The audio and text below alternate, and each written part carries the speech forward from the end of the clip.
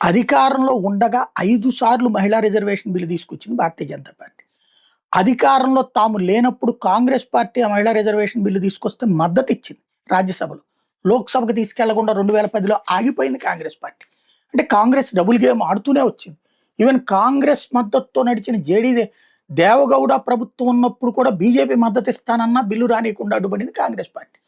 30 ఏళ్ల నుంచి మహిళా రిజర్వేషన్ బిల్లు అమలు కాకుండా అడ్డుకుంటూ వస్తున్నది కాంగ్రెస్ పార్టీ అని జనంలోకి వెళ్తున్నటువంటి మోడీ తనేం చేయగలడు ఫ్యూచర్‌లో.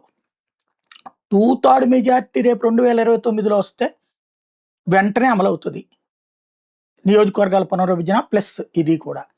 లేదు అంటే జనాభా ప్రాతిపదికన నియోజకవర్గాల పునర్విభజన జరిగి, దక్షిణాదికి అన్యాయం జరిగి, తర్వాతన పశ్చిమానికి తూర్పుకి కూడా అన్యాయం జరిగి, ఇవన్నిటి అన్యాయం జరగకుండా ఉండాలని నియోజకవర్గాల పునర్విభజన ఆపేసి, మళ్ళీ తమకు 2/3 మెజార్టీ వచ్చినప్పుడే చెయ్యాలి. అదే సందర్భంలో 2034 దాకా మహిళా రిజర్వేషన్ బిల్లులు ఆగిపోతాయి. 2034కి ఖచ్చితంగా అమలు చేసి తీరాలి. నియోజకవర్గాల పునర్విభజన ఈ లోపు చేసి తీరాలి. ఏం జరుగుద్దో చూడాలి. మోడీ ముందున్న ప్రత్యామ్నాయం అదొక్కటే.